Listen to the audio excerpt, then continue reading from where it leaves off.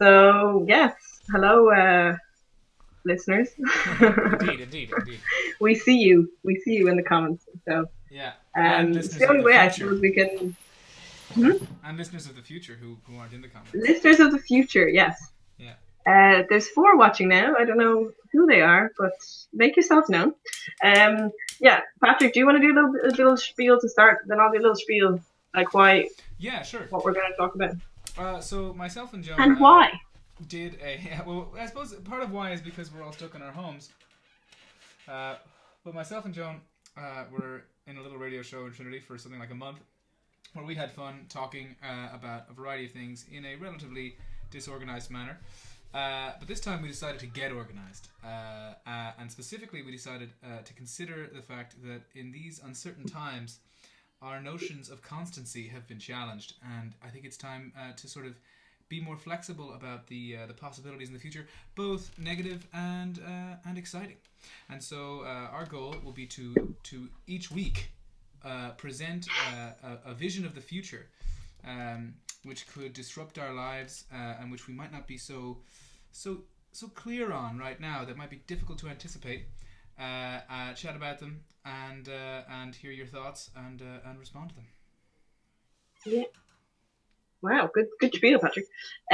So like my spiel is a lot more less organized and less to the point than yours, but yeah, someone was telling to me recently, and then I was like looking it up again today about like you know um we actually have talked about before last when we talked last week about this whole concept, this idea of where people see time, like where time is moved or spatially, like if we see it, if we have a writing system that goes from left to right, that you see it from like you would imagine events starting. If you had to order events, you put the Yeah. kind of things in the past on the left and things in the future on the right. And anyway, but one thing was that someone told me recently that like the ancient Greeks, like we imagine ourselves moving forward into the future, facing towards the future with the past behind us. But that the ancient Greeks actually imagined, or sort of imagined, but they talked about like that we're walking, kind of going backwards into the future, like you're looking toward, facing towards the past, and you're Yeah. walking backwards into the future. And so I was looking up more about that today, and it just kind of makes sense actually, because like It's very we literally think true. that, Yeah. yeah, because we think that like that going to, we think of like as if we're in a car or something, we're gonna face towards the direction you're going in, Yeah. like in a vehicle, because that's how you avoid accidents and everything and navigate. But yeah, that kind of is assuming that we can see what's ahead of us, which in like the past and the future, we can see the events that happened before, but we can't actually see what's going to happen in the future. So we kind of, or yeah, I just kind of sort of made a lot of sense. The sort of like stumbling, you don't know what's coming really, but you are looking at what things, how you're going to pass is kind of more influenced by the way the things that have come before. But yeah, so the two of us were talking about recently how like this is actually a moment when maybe we are um I don't know, looking more to the future in a way, because like normally, humans are very good at adapting, so we kind of adapt to all circumstances, which obviously is beneficial for us. But sometimes I feel like maybe we're so good at adapting that it's not beneficial, because even terrible circumstances we can adapt to. So which means you can survive, but it also means that then like things become the new normal. Like Absolutely. um yeah, so you kind of just adjust, and then you're like, oh, I guess this is how it is now. And then a lot of times it feels like there's this sense that you know things are just, this is just how things are now, and it just seems hard to imagine like change. And something I was like, I haven't read this book now, but I've read like passages and bits from it. There's this guy, Francois Hartog. I don't know, he's French. I don't know how to say it, but he's like a historiographer. So like he writes about like the writing of history, and he has this book called Regimes of Historicity, Mm-hmm. which historicity being like the way we relate to the past, the present, and the future, like ways of yeah, like making sense of the past, present, and the future, and where we exist in relation to them. And yeah, so he kind of like say that, talks about just very broadly, like there's been different regimes of historicity. So like ages ago, a few hundred years ago, before the French Revolution, he puts as the mark, is like that was when people were like, yeah, time just keeps going on and things in the past, like we can read Aristotle or whatever, and like it still has exactly relevant to today as it ever was, um, to Aristotle in Aristotle's time. But then, like after the French Revolution, he kind of puts that as a marker of like then there was like modernity, and then we're like, oh no, we're now like different. Things have changed. Like that's the past, and we look towards the future. And yeah, just kind of looking towards the future and like modernity and the Enlightenment and all this jazz. But then he talks about that like kind of since I suppose then he talks about kind of like the fall of the Berlin Wall as being like that was the end of this big clash of kind of different ideologies. So was that like in the 90s this the end of history feeling of like, it's funny because like in other places you hear people talking about like, oh, the early 90s was like brilliant, and it was just the atmosphere, like the the freedom that was there and like the party vibes. But he kind of like writes in the same way, but about like ideology, like about like politics of like, oh, and then there was this feeling that ideology is just over, and that we're kind of just in the present now. Like it's that's kind of called presentism, this idea that just like we're at the end now. It's capitalism and liberal democracy all the way, and just there is nothing more beyond that. But but I just thought it was, like not everyone relates to that, and of course, like depending on who you are in the world and your position in society, like you might not really feel that at all. But there is this sense of like so many people are like working in jobs where like you can't possibly plan for the future because you're just like living like day to day or paycheck to paycheck or whatever, and so it's like living in the present can be something like freeing, but it's like if you can't actually plan for a future, then it's sort of like more like being trapped in the future. But that's it. Just what you said there, the future being sort of shrunk for a lot of people based off their circumstances is pretty kind of well researched, and I think I can't remember who was writing, and they said that one of the ways to define poverty is a contraction of the timeline that you're considering as you go forward. But yeah, all that is also just to say that like, so I thought it was interesting. This is something I was kind of reading about recently, like before even this whole thing kind of came up, or we wanted to talk about the future. And I was thinking, I hadn't really thought, like, it's interesting, this like notion of different regimes of historicity, which like different ways of relating to the past, present, and future at different times in history. But I sort of really resonated with me the idea that we're kind of in this present, like endless present now. But so that I just kind of, that was more all that to say that like right now, maybe what's going on now is actually some kind of disruption of that notion of the, like, of course we are very much living in the present because we don't know what's coming even in a few months, what the world's going to look like. But it's kind of opening up, or like that was how you were describing, opening this sort of like, okay, things are already so different. Like we see now that change is like our daily lives changed in a matter of weeks. And so that like, but also that governments can take these big steps or whatever, do like drastic things, and like all this sort of mad stuff is happening. But also then the fact that we know that life is going to be different, like we already know life is going to be different afterwards, like maybe in tiny ways, like personal ways that we just appreciate certain things more, but also possibly like decisions might be made to change things, on a personal level or family level or like neighborhood level or government or internationally, like. So just that idea that like, oh, there could be change. So I mean, and I think the noticing of the fact that change is there, almost part of what you were describing, what strikes me is not the fact that change wasn't happening, but that people would have a perception that it was or wasn't. I mean, one can ask if this process that we're going through now had been drawn out over a year, and it had been slow change in how people's patterns of life took place, would it feel like there had been radical change? I mean, I don't know what the timeline has to be before people kind of adjust. And it makes sense that we don't. It's not that we. So I suppose when we talk about change, like it is kind of ambivalent, I suppose, because people, this is something of fearing change. People want some level of stability, but then there's also the kind of like, there's some things that it feels like that are so difficult to change for the good, or like it's why how. But then I suppose for the good, it's also like subjective of like what is good change and what is bad change. But like Yeah, one thing I was thinking as well, just is in terms of like our like this little just intro about it, is like that. Well, one, we don't want to be. We were saying we didn't want to rehash things that are being said in a lot of places, or like getting a lot of coverage now, like going too specific about like economically and politically what is going to happen in the world, like in 6 months or in 1 year, because there's just a lot of that out there and like content, wise.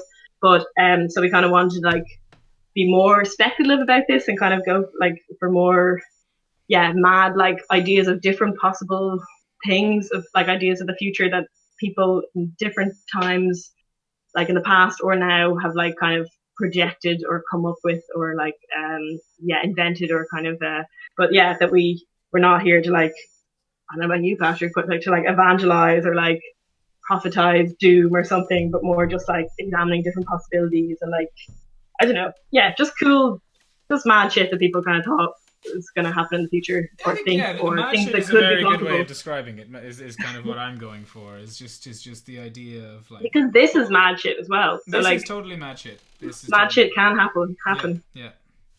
Um, Well, broadly speaking, yeah. No, I mean, I think, I think it'd be fun to go back into the questions of kind of, almost the philosophy of it, regarding what we can infer about the future from the past, what we really know, etc.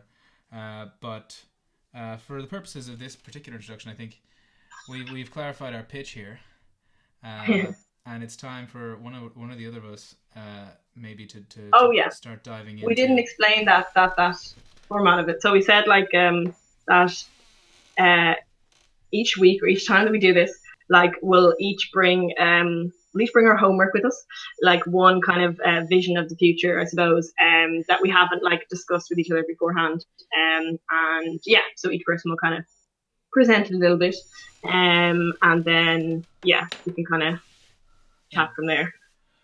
So do you want to go first? Sure. All right then. Or what kind of thing do you have? What kind of thing? I struggled to do something that wasn't negative. I jumped through a fair few, like what were like sufficiently mad fun negative scenarios. One which there's a great Kurzgesagt video about, if anyone's curious. It's basically about how the Higgs field could break down, and suddenly within a matter of, well, depending upon the distances, very little time indeed, the entire planet could just be kind of, it could enter a more stable state, which basically means everything's gone, and we wouldn't even notice. I love that it's like things would just be more stable if there was just nothing there. We just left, That's definitely a principle. Yes. Remember we said like it does. So this is not all going to be about like disasters, endings of the ways the world could end. So then maybe because my one is a little bit more kind of on the positive, kind of on the whimsical side. So maybe you should go first with the whatever the death ray. I'm not going with the death ray. I decided against it. Although, and we can talk about this in more depth later. It did occur to me when thinking of all the possibilities that most of the descriptions of the future that could be considered controversial are actually the ones that are positive. That's kind of a hunch I have. I don't know if you felt that this might be the case when you were considering them, but when I thought about, say, using climate engineering to eradicate the risk of climate change, which is possible. Controversial. It is controversial. It really is. And then if you no, I know I'm being sincere. Okay, good. Sometimes I'm sincere. Anyway, there are others that I thought of that had a similar vein to that, but what I settled on is controversial, but probably less so, or at least more confusingly so. So yours is also positive. Positive, yes, I suppose. Really, it's I'm not going to make too many value judgments. I'm going to stay away from that. Okay, yeah. I guess we shouldn't be all in the. But sometimes but it's just interesting. Just before you like started, like what you said about that. Things are more controversial, like the more positive visions of the future are kind of more controversial, and like it seems like we're just happier and more willing to accept the dystopian views of the future. Yeah, somehow. They seem like they're wise or something. Yeah, we're just like, oh, of course, this is the way it's good. It's funny, like, because actually I think on a psychologically, not that I'm a psychologist, but it apparently like. We have this more, what's it called? Like the positive bias, that we kind of think, things are probably going to work out. Things are probably, because that's probably more helpful day to day in your life. Yes. Like that we, optimism. Yeah, even Typically, people who we're don't say they're being optimistic optimistic. about our personal circumstances and pessimistic about the circumstances of others. That's the most common trend. Uh-huh. Um, Okay, well, yeah, maybe that makes sense in terms of like then the the yeah, lives of others. yeah, Das Leben exactly. der anderen.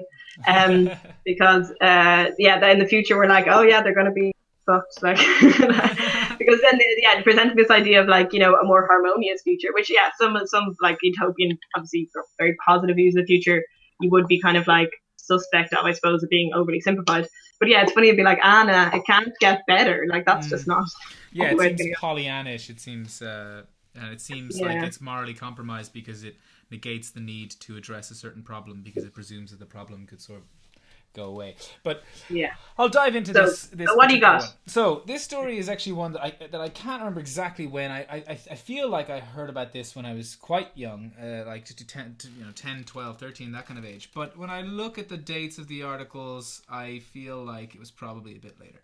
And what I heard of is just sort of a segue into this whole question, which surrounds the future or potential futures of birth. Okay, hang on. Can we just do a little pause? I just realized I was I just wanted to have a look at the comments, and I just wanted to. Matthew made a comment that we should feel free to indulge in 1930s style freewheeling radio proselytizing. So just to keep in mind that that's what the people, or one of the people, wants. So and also apparently Eamon Ryan's bloodlust oh my god, knows no end. God, it's like a tongue twister. I think this is on the subject of wolves, which is a little bit tangential to what, oh my god, suddenly can't talk. As soon as someone, it's like you just need to say to someone like, and you are going live now, and people are listening, and then just and then a certain Robbie Vero B maybe, message retracted. What was he saying? He was concerned that we were going to be spinning lefty conspiracies in order to change government and take away all his money. I'm sure he can. And then he retracted that message. Oh yeah. He must have seen that like we were watching with it. I want a full war of worlds. Okay. Okay, sorry. I just wanted to give a little check in with what people actually are. Yeah, it's good to do it. People are into. Yeah. So the old question of childbirth essentially is the one that I think we've understandably considered constant since pre-human times. But we've already started to see some big changes. I mean, probably the biggest change to date, and one of the earlier ones, was effective contraception, of course. So that completely changed how people live their lives. The idea of having an understanding of your world pre-contraception and post-contraception is massive, and it wasn't without controversy. But it's kind of undeniably been a big force for change, and I don't think we should expect that all the big changes in terms of how we reproduce have been had. I suspect there are more to come, and the next big one that did come along was IVF, of course. Now IVF still doesn't feel like a massive disruption to many people. For most people, it's kind of a personal experience of dealing with a problem, and it's an industry, etc. But it has already been a big enough deal in terms of how people can. It's a very big deal. Yeah, I just mean in a kind of broad social sense. It makes differences. So here it's sort of the question of where do we go from here, and the little story that first got me interested in this was an article that was in the Guardian, and it was about the extinction of men, male extinction. So there were a few articles which kind of came out of a real scientific problem, which is that due to the way that the Y chromosome recombines, as in it doesn't, you just pass one on if you're a man and you have a son, and the whereas with most of our chromosomes they line up next to the the other chromosome in the pair, and then they sort of do this changing over of genes and stuff. And this is something the Y chromosome can't do. And for mainly this reason and a few other ones, it decays over time. And so this person who was writing the article was pointing to the fact that it was decaying, saying that eventually it would fully decay. Naturally, that would mean that males couldn't exist, and so men would go extinct. Now, there are plenty of people who have sort of debated this question, but the conclusion now amongst known scientists is that it's not credible. But you might ask, this person who said that men were going extinct, well, how is the human race supposed to survive? And at the time, it would have been more sci-fi-ish, but now it really isn't. The solution would be to take a female egg cell and turn it into a sperm cell. Or in actually any suitable cell from an individual, you can turn into a sperm cell, and then you could use it to fertilize another egg cell. So two females could indeed successfully reproduce without any male in the equation. And this has been done with a sizable number of mice, and those mice have reproduced, and everyone's sort of acknowledged that this is a theoretical possibility, while it hasn't been achieved in humans, and while it may never be done. So that's the first sort of example of a pretty radical change in how things and how childbirth could take place. Then the sort of next thing that you can kind of build off from this is multiplex parenting, which I think is a pretty fun term. Multiplex. It sounds like a car park. Yeah, I don't know. I think if they just said multi, I'm not entirely sure why they said it, because multi sort of could still be two in theory, couldn't it? I don't know. I don't know enough Greek to answer that question. Maybe one of our commenters can. But yeah, so the model for multiplex parenting would be that you could say take 4 people, right? And one of them has to be has to have a womb, or you need to have another individual acting as a surrogate. But two of those people could recombine their genes together in an in vitro fertilized egg. This whole process, by the way, is referred to as in vitro gametogenesis. So that's how you can produce. Another good word. It's a nice word, yeah. And it covers all of these topics. So it covers, the most common thing that it covers that is actually practiced is mitochondrial replacement therapy, which is where if you had a mitochondrial disorder, those are like little cells that live inside your cells that make most of the energy for you, or extract it from food sources. Sugars specifically, if they are dysfunctional, that can cause various problems, and it's now possible, and many countries have legalized and practiced it, to have the mitochondrial DNA from one woman be introduced into the fertilized egg cell of 2 individuals who are using in vitro gametogenesis. But multiplex parenting would take these fertilized gametes, and then they would then produce new gametes from them. So there'd be the two sets of parents. Each of them would have produced their own gamete, or their own gametes that would have produced cells from which more gametes would have been taken, and then the resultant child would actually genetically be all their grandchildren. Whoa! So it's like they're skipping over the human stage of their child just to make it to go into grandchild. That's right. So that all 4 of them, with all of their genetic information, that is or not all, but yeah, with a mix, a 4-part mix. Huh. So that would be, and then, but is there something that makes that advantageous over like just having a kid the normal way? Like, I didn't know you were such a call me old fashioned, but yeah, I'm gonna be unmasked as a huge conservative, like a huge like proponent of like the nuclear family. Protect our family values. Well, it's interesting because I think that there's no doubt that there's plenty of people for whom producing a kid from 2 women without the need for naturally produced sperm cells is going to appeal. That already almost certainly appeals abstractly to many people, and I don't think we should. I mean, I personally am going to avoid getting into nitty gritty details like how do you establish the safety of something like this. It would seem. Yeah, I mean, I really think this is not the place for nitty gritty. Yeah. Yeah, I mean, I feel like you've already gone above and beyond the research that I was thinking we were supposed to do for this. So, well, this is something I've kind of been keeping up with for a little while. And it's just no. It's okay. It's fine. I just like, oh, okay. But yes, assuming it happened, there's no doubt that immediately, like certain communities who have already been hostile. Wait, so these 4 people could be 4 women. Oh yeah, they could, yeah. Okay. They could even be 4 men, as long as they had a surrogate. You could have 4 grandfathers genetically. Okay. Yeah, Matthew is asking if anyone wants to go 4s on a kid.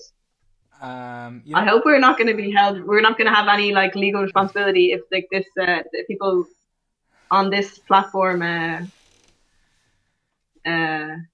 Anyway, do what you want. Their own labs and so, yeah. No, well, like if Matthew within this hypothetically within this this little chat, what is this little thing called? Yeah, little YouTube chat, on our channel, finds 3 people to have a kid with, but then it doesn't work out in the end, or they all fall out, and then I don't think we'll be liable. Okay, good. Because I do actually. I mean, sorry. Did you want to say more about the? Right now, I am very much curious as to your responses, just to what you were saying about like, isn't there any? Like I do. I mean, I know that it's kind of a silly notion, but I do think that there is a similarity between our reflexive thoughts about pretty much each of those things that I've described, except for maybe the mitochondrial DNA transfer, which is still a topic of debate. But there's a similarity between how we might look at that and be like, well, that's just kind of reckless weirdness that interferes with the kind of constancy that we expect for childhood, etc. That those arguments, well, that right now they would seem like knockdown arguments when talking about this kind of speculative technology to most people. I think it's also worth considering that they are the same arguments that were applied to changes in family structure that we've had. Mm-hmm. So I'm generally speaking, I'm not making predictions, but I also think that it is possible to imagine that being normal, essentially. And there's one example of I've seen of it being displayed as normal, which is in The Expanse, the television show. I don't know if you've heard about it. It's a great old show. Actually, the acting is awful, and as much of the writing, but the broad world building is very effective. But they're so good looking. No, there's some really good stuff about it, but this isn't a review show. But they do have a family in The Expanse, or a character. He's actually the main character, and he is born from multiplex parents. A bunch of them, something like 12. Or something. Yeah. And in that context, it's explained as being because population growth is very high in certain contexts where there's a lot of wealth and people, value their time a great deal. That it makes a lot more sense for many people to sort of share the burden, etc. Oh, yeah. Well, that actually connects to because what I'll say in a second, because one thing is like, well, it seems great if like 2 women, for example, that want to have a kid could have a kid in this way, or like 2 men, and because it's very difficult and drawn out process and expensive, and for like at the moment for 2 men to have a child or adopt a child or something, or 2 women, or like in this multiplex omniplex parenting way, but so that seems great, like if that is possible in the future, which seems like that seems kind of like it would.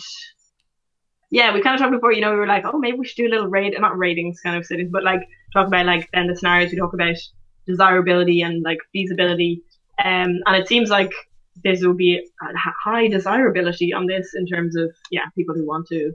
There would be a desire for there would be a desire, and that there seems to be high-ish feasibility. I mean, it's not like the feasibility is pretty high. There's one part I actually kind of researched just to wonder if there was any way of piecing it together as possible. which is the idea of a fully artificial womb. The idea that you could actually have conception, pregnancy, right up to birth without a human serving as the incubator, and that looks like it's not going to happen anytime soon. It's very hard. The centers are very complicated. Yeah. It's very hard. Yeah. There's a reason that like women's bodies have evolved over like X amount of years to like be able to carry a child, and then still it's like so dangerous, like in a way even like go through it and give birth. What was I going to say? Oh yes, but actually I know. I mean, not very well, but I know 4 people who have 2 kids together, not in this way exactly, obviously, because it aren't like exactly in a spam manner. But it's a lesbian couple and a gay couple, like 2 men who are a couple and 2 women, and they were friends. And so they were like, at some point, I don't know how this conversation came up, but they were like, why don't we like have let's have kids together. So and actually the idea was that one woman would like that each of them would be a parent of one child. Yeah, you can do the maths. Yeah. But then it turned out that the male couple, that one man had fertility issues, so then it was then the like sperm of the other man that was used for both, like to conceive both children. But then they still and so the children live with the mothers, but then they have like they see the fathers quite a lot. So yeah, they're quite compared to most kids these days, like they have I suppose they have like an abundance of parents and like presents and Easter eggs and etc.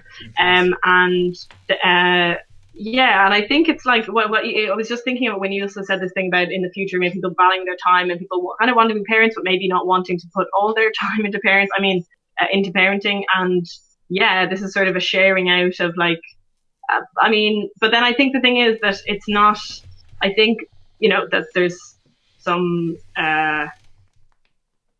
issues or kind of disagreement. Not that I know about the whole situation, but I know that like sometimes maybe people don't always agree on like what's best for the child. If there's 4 people over, like instead of 2 trying to make a decision. So I think like if it's because it's not the way that most people have kids and have families these days, so I suppose it's still hard for people to like, or even for the people involved, it's probably like that's something that they had to figure out how to do as they went along. Whereas if it became, if I suppose it's always the way the people who are like pioneers in a way have to like go through the most shit in a way to try to like the stigma of it, but also themselves figuring out how it works. And like if people have been conditioned and raised in one kind of environment or family environment, then trying to do it another way, like it's going to be more difficult. Whereas then for example, those kids, if they when they are older, they also want to become parents of with have a kid with 4 parents, they'll have the experience of like having been raised that way. So I think in terms of like the ins and outs, people are like, oh, but it takes 2. It's like you said, it's the same arguments that people saying, oh, well, people can't be single or that single parents aren't, that you need to have a father figure or like you need to have a mother or if you're raised by 2 men, you're going to turn out to be a. Or the very fact that the relationship itself was considered this sort of salacious kind of content, and then associating that with children was upsetting to many people. I think the reality is it like as if that if you're gay, you're just kind of I don't know, having sex all the time or something well, you're just doing it to have sex. I don't know. Just like I think that's kind of the same thing you'd come up against. I think it would if you ever saw this hitting the hitting the shelves, as it were. Then I think it would be a right-left contest. Taken a bit far. It would be a contest between social conservatism of a new age, which would be like, oh, like gay marriage, that's totally fine. You know what I mean? Of course, that's fine. But this is crazy. You know what I mean? I think that's probably what the argument would kind of come down to. And even though I think everything you're raising about like the more detailed complexities, frankly, I think they would fall to the wayside in the arena of polarization, which maybe I'm being too pessimistic in assuming that it'll persist for any long period of time. But wait, what will fall to the wayside? The more detailed, I think, nuanced questions of, like, if you've got a norm of having multiplex parent households, will that create a kind of complication, in the process of, maybe that's, I'm overinterpreting what you said, but it was just little details like that I think, because but the thing, I think those little details are not little details. No, like I think it brings up things about power dynamics, like also between men and women, if there's men and women there, and then I think it's like saying even who makes decisions over what school the kid goes to or what activities get involved in. I think it's like when it comes to like a family and kids, I think those things are not like I think how people interact with each other and who is sort of makes decisions and what the hierarchy in families are. I think like it's not, you know what I mean? I think it's actually I shouldn't have said little details. What I was sort of suggesting was that they would almost, I would expect them to become the smaller details in the argument, because I think that the real flashpoints for people would be more about just naked traditionalism, which is usually not naked.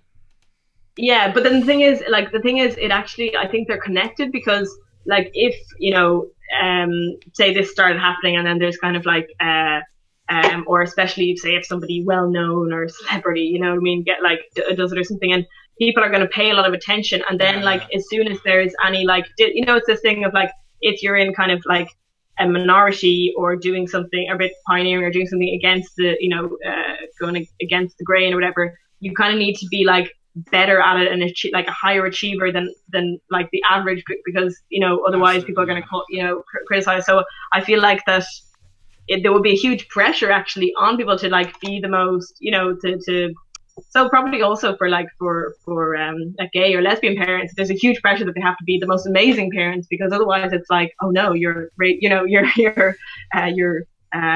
your child, and it's because you're like gay parents or something, in a gay way. So because it is, but it all relates. Like, I mean, I think a humorous comment, but rejoice.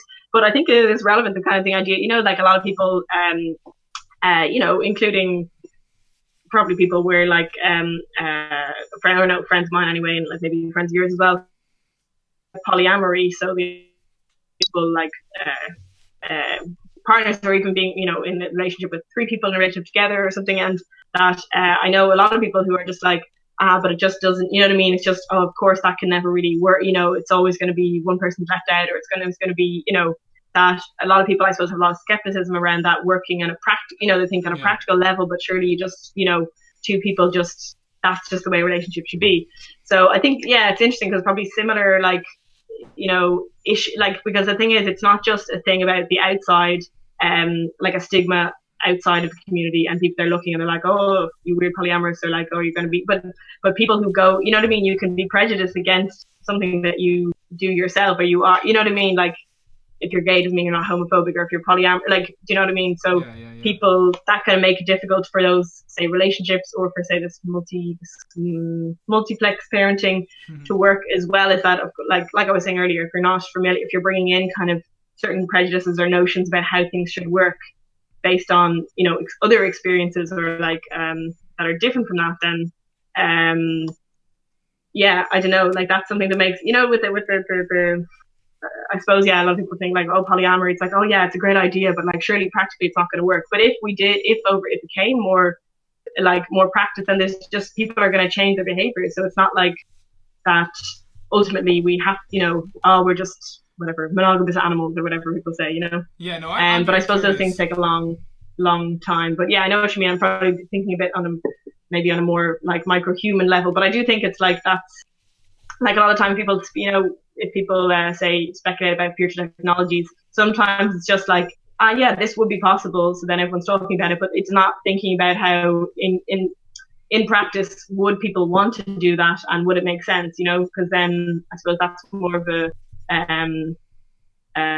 signifier of like whether it will catch on or not. No, absolutely. I think flying cars are a very good example of that they sort of, people like the idea of even cars that hovered a foot above the ground, and otherwise were exactly like cars, which offers absolutely not no benefit, but very little benefit and a huge cost, because you have to power the levitation of a car. No easy feat. Okay.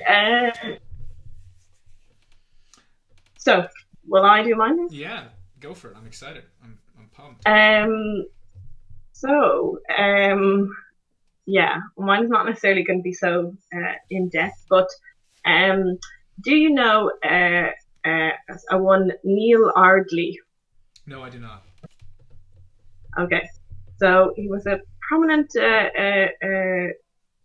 jazz pianist and composer from England, but he was also an author and of like all these kind of popular science books, like mostly for kids, like science technology. I think in later years he wrote for like Dorling Kindersley and stuff. And these kind of books of like, like how things work, like sort of a house, what was that? Was a program like National Geographic, like the how stuff is made, or how in factories.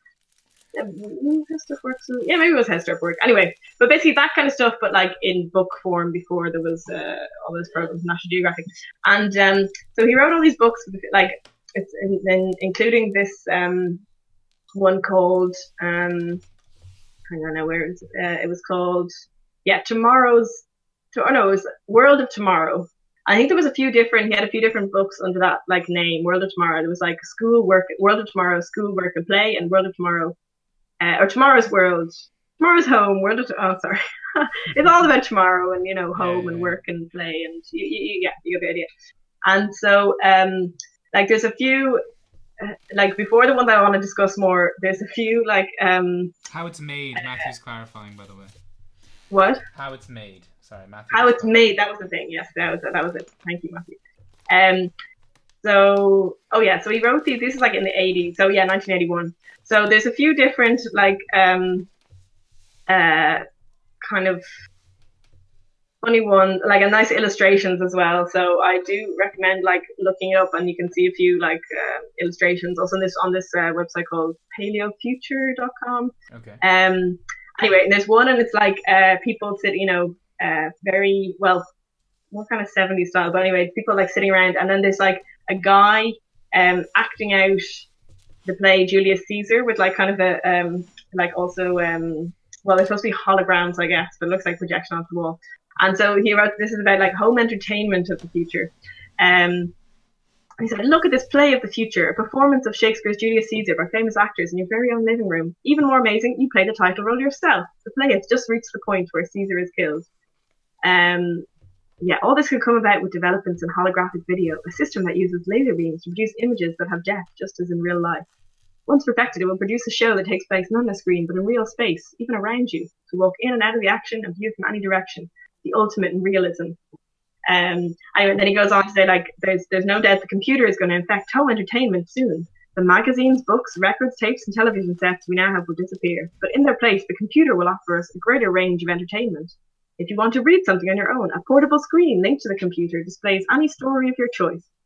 Anyway, so it goes on like this. Like, it's quite, like, it's very, like, it's these kind of informational, like, well, it's I suppose not, sort of based in fact, but I suppose he's just speculating himself on like what's going to be like in the future, and kind of aimed at kids and get them thinking. But yeah, a lot of that stuff obviously makes sense, like like a Kindle or tablet or something to read, and like so a lot of the stuff is kind of like accurate predictions.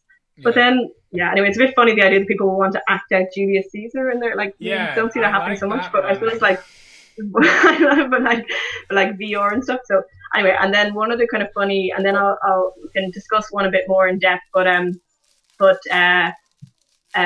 he also another one is computer criminals of the future. Ooh. And so he tells us that computers will make the world a safer place. So they'll do away with cash. So they did actually predict kind of like debit cards, like that you can pay with, like you'll have electronic cards to pay and stuff. And I suppose the 80s, so it wasn't like that was completely far-fetched. And he said, in addition, you need not worry that your home will be burgled, car stolen. The computers in your home and car will guard them, allowing only yourself to enter, only yourself, or someone with your permission. However, there is one kind of crime which may exist in the future: computer crime. And today's criminal may mug people on the street, but tomorrow's criminal may try to steal money from banks or other organizations using a computer. Yeah, and the criminal tries to interfere with computers in order to get them to transfer money to his computer without the bank or company knowing that it has been robbed. And then the best bit about this is there's a whole picture like of a computer criminal running away. And it says, here you can see a squad arriving at the home of a computer criminal and arresting him as he makes a dash for it. He is clutching. Sorry. He is clutching a computer cassette that contains details of his computer crimes, and the police will need this as evidence to prove that he is guilty. But it's like a really good example of like that, technologies that are so ubiquitous in the time that they're like writing about it, that they just don't imagine. They imagine we'll still be using them, like cassettes. Like we'll still have cassettes, obviously. Anyway, but and then there's another one about space colony pirates, which is like, so some things are more far fetched about like kind of death rays with like gamma rays and stuff. But the one that I thought was kind of is interesting in terms of like, okay, so maybe it's a bit more interesting to discuss. They're like a bit less banal than some of these other ones.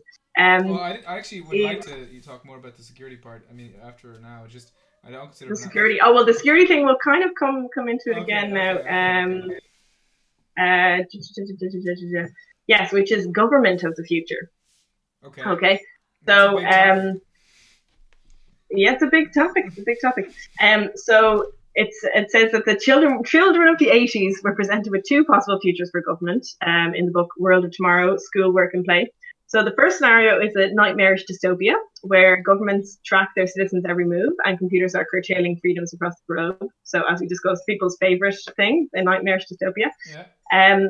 The second possible future is a utopia nearly achieving some form of direct democracy brought on by the home computer and video phones, which enable citizens to become highly engaged in the political process. So that's very early techno-optimism. I mean, I guess not. It is. But techno-optimism was like what rose up in the 90s and collapsed in the 2010s. Yeah. Well, this Neil Ardley, he was he was ahead of his time. So it said some people fear the computers will rule our lives in the future. They believe that information on everyone will be stored in computers, and the government officials will be able to find out anything about anyone at any time. It is possible this will happen, and that some governments will use computers to limit people's freedom. However, it is just as possible that computers will make governments more open in the future and allow people more say in the ways they are governed. In a future where every home has a video phone computer system, everyone could take part in government. People could talk and air their views to others on special communication channels linking every home, just like this special communication channel. These people would most likely be representatives of some kind, political party, union, industry. But when the time comes to take a decision, everyone will be able to vote by instructing their computer. A central computer would instantly announce the result. Yeah, and then it kind of goes on about how like it's totally impractical for everybody to vote on, to everyone have a say on every single thing, but maybe in small communities, you can make decisions, and like that national, international decisions would probably be hard to reach if you asked everybody, or like everyone to give their input on it. And it said it could also affect the ways in which politicians will work. They could discuss the issues that affect the people they represent over public communication networks that would replace government assemblies, and so representatives could live among their electors and get to know them and their views much better. Just what I was thinking of that is like there's kind of a bit of both of those are already true, like in terms of the like surveillance and like the information. Quite a lot of it is true. So much of it is true, but it was sort of interesting to me to read it in such a kind of utopian vision of it in terms of like political participation, because like to see how like it's actually played out in terms of like Twitter or something like that. Yes, we can in some ways like more like hold people more accountable, or kind of like people can just tweet something about a politician, and then maybe they're they at them, and then people are going to be talking about it, and like, but so this is obviously just such a simplistic the idea that, because first I was thinking, like it's funny how that really hasn't happened at all in terms of people participating more in democracy, but then I was like, well, I suppose could Twitter and like social media and stuff like that, and even just being able to send emails or more easily kind of call or contact politicians. I suppose people do have more access to politicians, and like it's maybe puts a bit more pressure on them. But yeah, I sort of like first when I was thinking of it, because I was like, oh, I don't know. I was trying to think of a more extreme, like in the future, which direction will it go in? Because it's Yeah. uh, I suppose it's different in different places in government, and also a lot of countries in the world where there is actually, the government has maybe what we would see as like too much kind of Information. control or information, but then it's the same. We could say, oh, there's some governments in the world, but like it'd be like Amazon and Apple and Yeah, they yeah, have yeah. more information probably on that, like on Well, than like Apple on actually don't others. So store as much information oh, by a long shot as Amazon or Google. okay, okay. Sorry, Um, I was just just ignorantly naming don't multinationals. be dissing Um, Apple. But no, the thing. I mean, the first thing I really yeah. loved about it, the whole thing, was that you know the tone you were reading it is perfect, and I kind of feel like if you picked that up at the time, and you were an adult, and you read it, you'd be like, oh, this is zany. It's kind of a fun idea, but this is just kind of like very few people would take it seriously. I feel because there is so much speculation there, um, and yet even though Mm, this is a particular passage of a particular book that you've chosen, it's still striking how much of that speculation did turn out to be at least partly true, and some large chunks of it were just fully true. Um, um, mm, and then when it comes to the parts that broke down with the optimism, I think that that was a big shift in terms of how people perceived what the future was going to be like. Not everyone. I don't think everyone was mm, wrapped up in the culture of it, but when Facebook was first kind of growing, and before that, but Facebook is kind of a very good case study for the whole thing. Uh, the philosophy there, which has been shared, I'd say up until very recently by executives and by fans, is just that you increase connections, you use those video circuits to kind of bring people together and allow them to communicate and share information, and the result is necessarily positive. That was totally an assumption that everyone seemed to make, apparently as far back as the 1980s. And then the mm, reality turned out to be, that it's a complicated mess of often quite problematic things that take place when you connect everyone, especially if the systems upon which they are mm, engaging are kind of full of these problematic incentive structures. Um, yeah. Sorry, just to quick interjection, because Matthew sent me that. I actually gave an outdated link because the Paleo Future site is not like it's now on Gizmodo, so it's like paleofuture.gizmodo.com.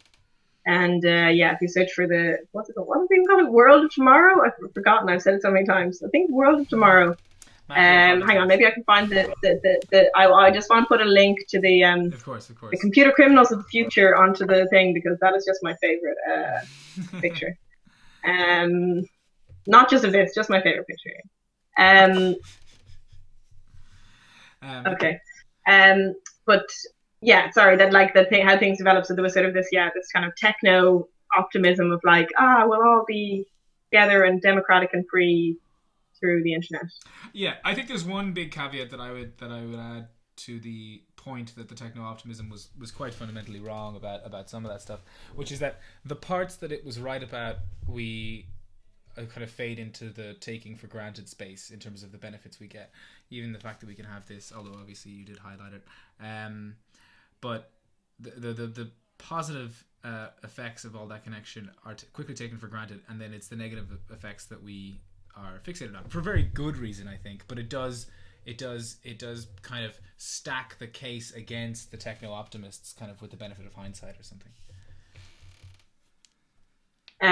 Yeah, well, I think what was I'd like to discuss a bit with you, if you are game, is like the I don't know why, like for example, the thing about political participation through like what internet has done in terms of political participation. Not to like slam it or to be the techno-optimist but just because I was kind of thinking like this description of like the people can, for example, have some kind of assembly, say like even like a town meeting, whatever, in like your area, but uh, which is so funny because it seems like right now actually a lot of that stuff is happening now on like Zoom and stuff. Yeah, So it's yeah, kind yeah, of like I'm like hypothetically, if we use Zoom or a Skype for like having a meeting and then just but like I suppose one big thing that's sort of like why it seems so overly optimistic is just that the idea that people will just be happy and upbeat and optimistic and they'll just want to like say their views and happily debate with each other. But like it would actually be like what would it be like if you had sort of like if the doll was like a live stream that we could also comment and ask questions, like that anybody could just ask questions, we would have to answer them or something. You know what I mean? Like as in what would it look like if it was like more kind of direct democracy, like, and would it just be a complete mess? Because you know what I mean. Like, I think from Twitter, I feel like what Twitter is like, it just has shown us our most like awful side or something. I mean, I'm not even on Twitter, but I hear things. Even I know that it's just like there's so much. What? I hear things. Yeah, but it just seems like such a like a mean place, like I know that sounds like really like now I'm being but you know what I mean, the people that are their worst selves in a way, like on Twitter, and like what is it about, you know what I mean, why why can't the internet make us more have better democracy, well I think it, or my hunch, or does it? Well, I think that what we see is very different levels of train wreckery on different platforms. Great word. Thank you. And Twitter is top of the trash heap in some respects. It is very flat. Yeah. I think that's a huge. So the networks are incredibly flat. The connections can go.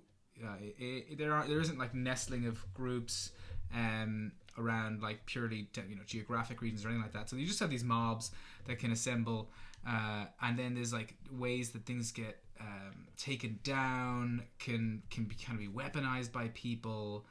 They tried to keep things incredibly simple and tried to assume that there would be just like values, kind of in their case, kind of libertarian values that would suffice for the emergent results to be good, and it just didn't really work out. I think a really good counterexample, and one that I would look to when considering many sort of sensible ways of organizing information, and even some version of democracy, though it's not at all fully democratic, and I think that's important, is Wikipedia. Wikipedia has done an amazing job at creating an incredibly accessible, on many levels, high quality and utterly massive and unprecedented in size encyclopedia, and to do that is incredibly tricky at the, even if you're not dealing with lots of information that is incredibly polarizing, and you can go onto the polarizing Wikipedia pages and then look at the talk pages, and you can see that there's kind of this war going on in the background, but they have structured their standards of objectivity and also the kind of rights of different users at different levels, having contributed different amounts, to interject and kind of regulate, I suppose, the standards.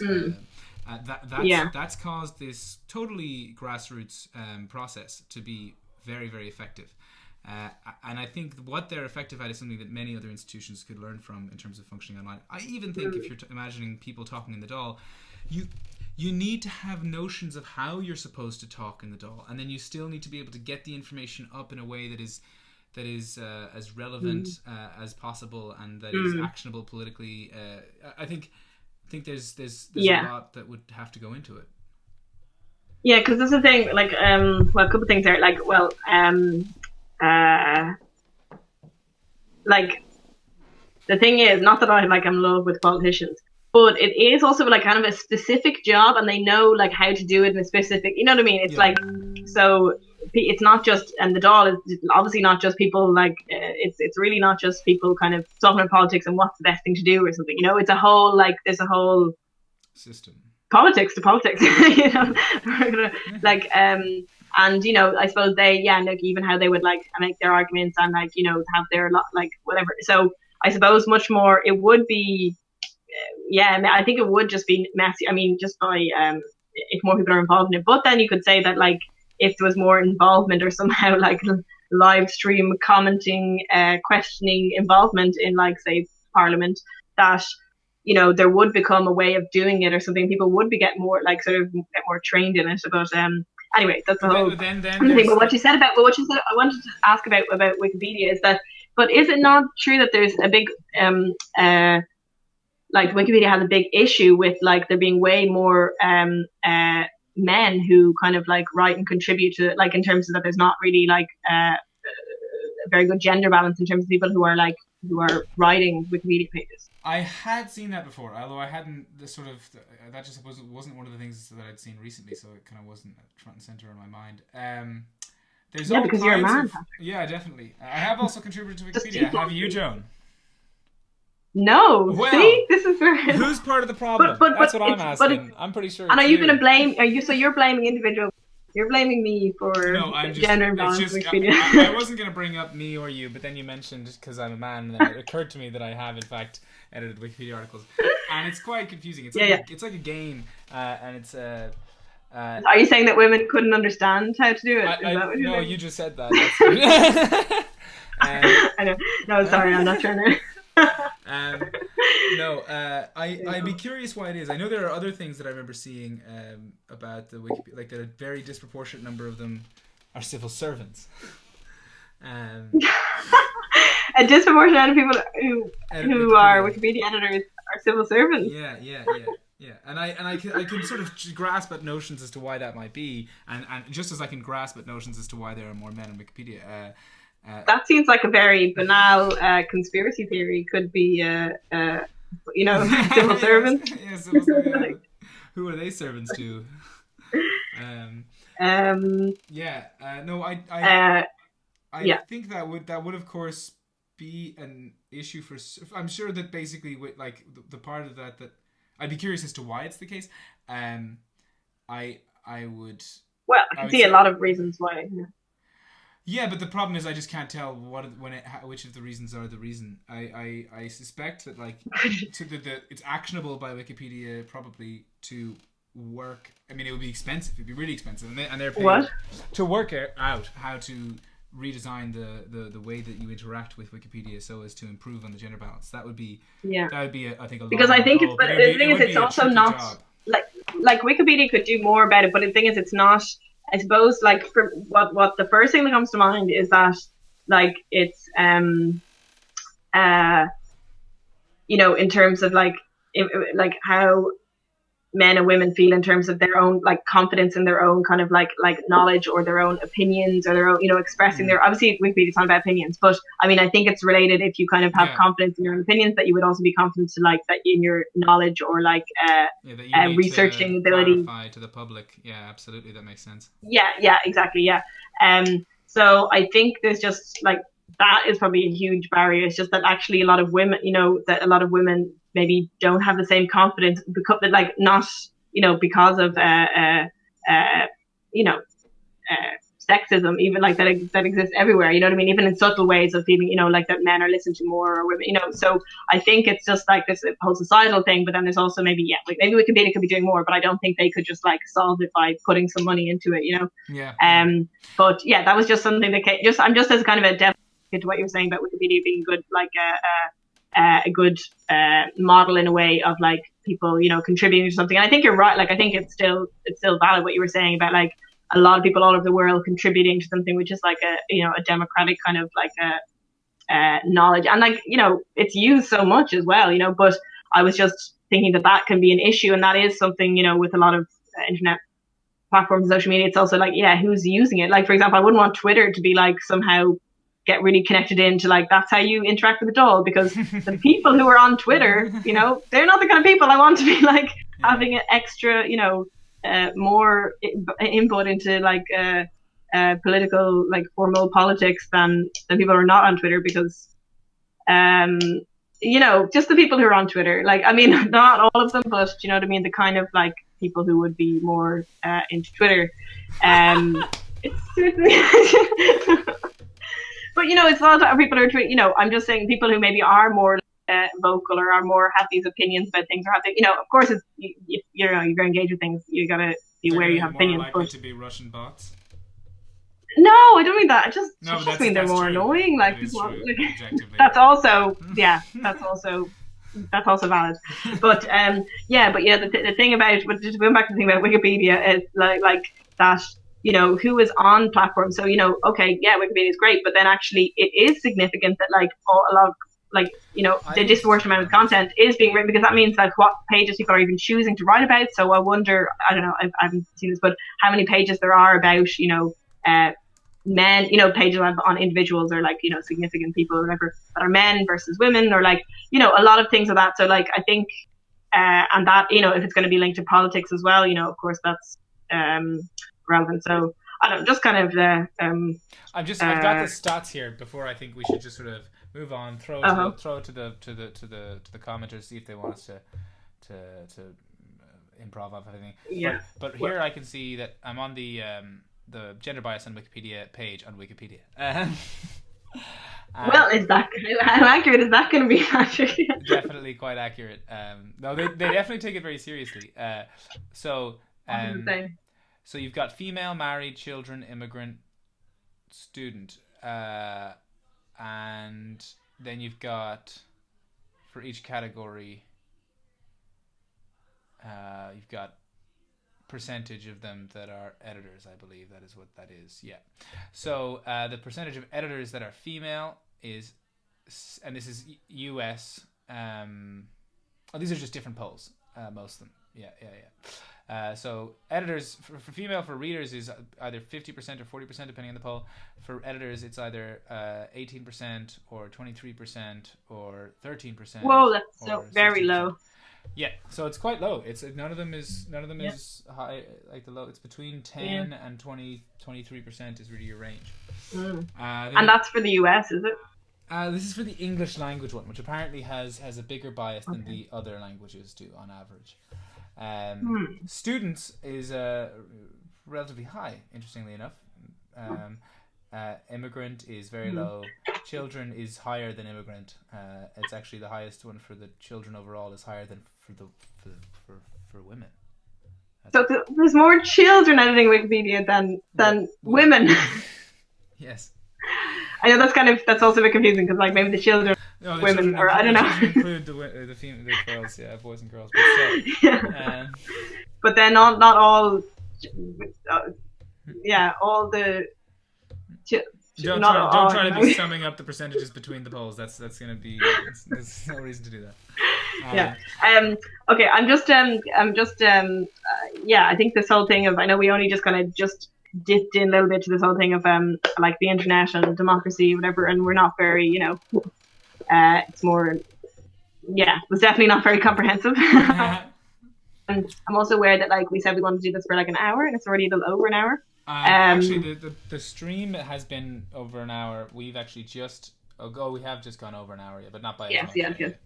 But I mean, not that we need to end instantly, but I did have something as a little final, like something else that I found that I enjoyed that I wanted to share. Yeah, do it.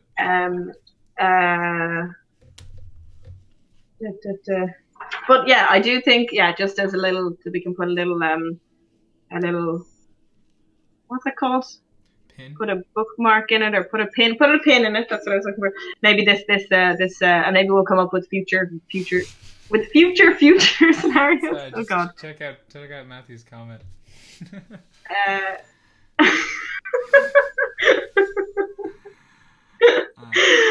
Okay, so Matthew McKenna-Barry writes, they turned down the tagline Wikipedia, the encyclopedia for adults by children.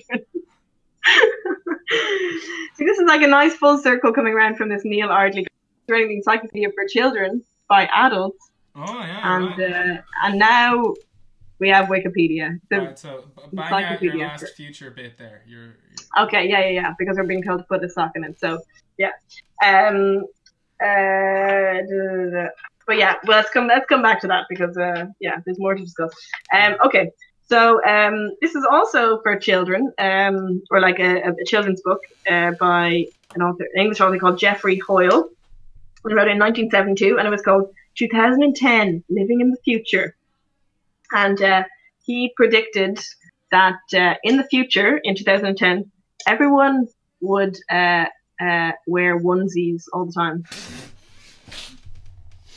And the patterns may vary, but the style would be universal. And it would be, he says, a symbol of the restriction of liberties.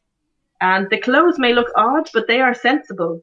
and he also saw it as like the great equalizer. You know, that everyone, regardless of class, would be wearing these like onesies. And what was Yeah, his and like? What was the sort of deduction that he underwent to draw that conclusion? well, the thing is, it was kind of it's quite a whimsical and lovely little book, and actually a lot of the other things are kind of quite true because it talks about how like you would have school at home in the future, and like you could just go onto your Vision phone and look at your Vision and your Vision Yeah, radio, and just like put Vision in front of things like uh, a vision and it stove. sounds yes, exactly. It was just all like basically so you know it just kind of anticipating like video conferencing and iPhones and like iPads and stuff. And so he was like, oh, and the teacher will be able to see all the children on the screen on these the vision screens or whatever. And there was like a picture, and it's really nice illustration. So I recommend if people want to have a look because it's also like Okay. exactly what's going on right now with like all the homeschool or like not homeschool, but like Yeah, yeah. teachers having to do classes online and There's stuff. no doubt that I Uh, would love some of that holographic technology if I was teaching piano students. It would make it a lot simpler. Yeah, it would be good. Yeah, and then yeah, but it's funny that actually around I was thinking around 2010, I think that was the time that there was this kind of onesie fad. Do you Oh remember that? my god. Do, did you or do you have a onesie? I actually own several onesies. Several. Well, I don't know. One of them actually isn't a onesie. Now that I think of it, it's not a onesie. I have a onesie that Maya Todorovic made for me. Um, Wow. yeah, it's a Where the Wild Things Are onesie, and I treasure it. And then I also have a Jalaba, or I don't know how to pronounce that correctly. It's a North African sort of. It's not a onesie, but it serves. It's kind of. It's not a dressing gown either. It's like. It's just to people in Ireland or the West, I suppose. It just looks like I'm trying to dress up like death, the What? manifestation of death. You've seen me wearing it probably. I went to it in a non-uniform day in school, like when I was in first year. When I was, Wait. it was How the long did you have social this? equivalent of like jumping into ice water. Okay. Um. Yeah, and then I was looking up. Yeah. So I did look. I did get the stats on this onesie fad Oh in my! 2013. Shops in the UK reported a up to 600% rise in the sale of onesies. So it was definitely on trend. And then there was like a quote. I found a quote from somebody who was like the Cosmopolitan magazine, and she said the popularity of the jumpsuit, as she called it, or like I think they kind of mean onesies like to sleep in, I like more, but anyway, maybe down to the economic environment. She said it's very childlike, almost babyish. You put it on, it's nice and cozy, and there's nothing to worry about. Maybe it's like a security blanket. Everyone can wear one, and everyone looks equally rubbish. Beautiful. But yeah, and it did just remind me I had one as well because I was in pen time or something. I think I got one like just as a sleeping thing because they're kind of thick. But I remember at least once, probably more than once, but I just at least once coming home kind of drunk and being like, oh, I'll get into a cozy onesie, I'll sleep in the onesie, and then just waking up in the night being like absolute sweat, like just being like, oh my god, get it off me, it's just so it's too hot, too hot. So it's just not practical for like as a sleeping thing. But I don't know people do kind of wear them around the house, but sleeping is not. Yeah, no, I mean Not it wouldn't be my jam personally, but I do like that one that I can wear in very specific circumstances. I was thinking of wearing it actually to go around after I'm working on a Corona mask that's going to be mostly a kind of recreational mask, but a it'll be Corona mask. the way people are getting like face masks, and what I've got is I was making a Oh, mask for mask. Sorry, I think you said mask. Like it Corona gives good mask. mask. No. And yeah, I thought that if I threw that on, it's really elaborate and weird looking. And then I also put on one of those onesies and went around the streets. I could be socially responsible while simultaneously being kind of, an oddity. I feel that it's kind of strange for me going around with a like with a face mask of any kind. I feel like a criminal, and like I would scare people. But Like a computer criminal. now it's like, oh, that's the way to do it. That's what a good person does. Almost. I mean, it depends where you are. Yeah. I don't know. Yeah, here people don't really wear them. Well, not many people. Um, in my mystery location. Okay. Patrick, I think you should send me a photo of this thing you're talking about because I can't really. I the thing that your onesie type thing. As in what? In fact, maybe you should make it it should be the thumbnail for our live stream next time. You mean the jalaba? Jalaba, yeah. I think that would be How a do you spell it? weird. Maybe I'll look it up. Jalaba. No, I was Gelab. Okay, this guy's wearing one that's very like mine, and he is also white. Don't know what that means. Oh, okay. Yes, I understand what that is. I just wasn't familiar with the word. Okay. I'm just gonna send everyone the picture of this guy's jalaba, and then I think that we've entered sufficiently fluffy territory that unless anybody in the audience wants to get our hot take, we might be coming to the end. Yes. Well, I have no more.